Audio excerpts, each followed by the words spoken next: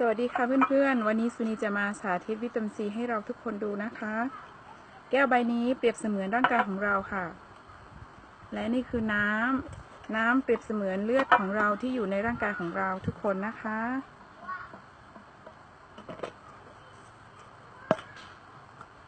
และสิ่งนี้ก็คือข้าวก็เปรียบเสมือนร่างกายของเรานะคะลำไส้ตับไตไส้พุงของเรานะคะเห็นไหมคะยังขาวยังใสสะอาดใช่ไหมคะแต่ทุกวันนี้เรามีโอกาสได้รับสารพิษสารเคมีเข้ามาในทุกด้านทุกทางเลยซึ่งเราไม่สามารถที่จะหลีกเลี่ยงได้อย่างเช่นวันนี้เราไม่ไปทำไร่ทำสวนเราไม่ใช้สารพิษสารเคมีแต่เราก็มีโอกาสได้รับสารพิษสารเคมีเพราะวันนี้เราไม่ได้ปลูกผักกินเองเราซื้อผักมาเขาพ่นเมื่อวานตัดวันนี้มาให้เรากินก็เป็นไปได้ใช่ไหมคะขวดนี้เปรียบเสมือนสารพิษสารเคมีเข้าสู่ในร่างกายของเรานะคะเรามาดูกันทุกๆวันเรามีโอกาสได้รับสารพิษสารเคมีเข้ามาบางคนเด็กแรกเกิดอาจจะยังขาวสะอาดอยู่ปี2ปี3ปี4ปีมา20-30ปี40ปี50ปีทำไมอากาศเปลี่ยนแปลงเราถึงเป็นหวัดบ่อยอย่างนี้นะคะมาดูกันเห็นไหมคะน้ำสีดำข้าวก็สีดำจากเมื่อกี้เป็นข้าวสีขาวนะคะตอนนี้เป็นข้าวดำไปแล้วมาดูกันนะคะขวดนี้เป็นวิตามินซีของบริษัทซูเรียน1ขวดมี80เม็ดอยู่ข้างในนี่นะคะจะเป็นลักษณะอย่างนี้นะคะ1เม็ดอย่างนี้นะคะแต่สุนีจะใช้แค่ครึ่งเม็ดนะคะมาดูกัน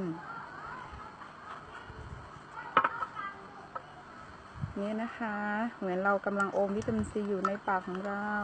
ก็จะค่อยๆไปล้างสารพิษสารเคมีอยู่ในร่างกายของเราออกนะคะ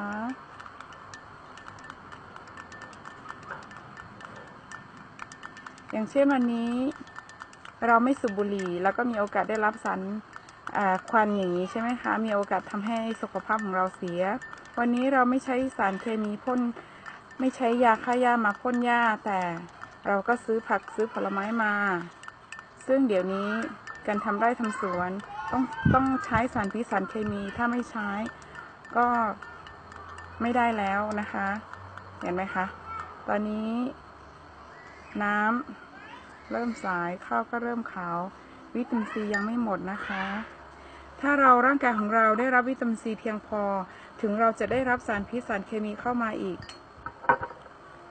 ร่างกายของเราก็จะมีภูมิต้านทานนะคะก็สามารถที่จะผลักสารพิษสารเคมีออกไปได้มาดูกันนะคะอันนี้จากเมื่อกี้ข้าวก็จะดูดซึมสารพิษสารเคมีได้ดีมากๆใช่ไหมคะแต่ตอนนี้เราอมวิตามินซีเข้าไปแล้วเห็นไหมคะข้าวจะไม่ดูดนะคะเห็นไหมคะ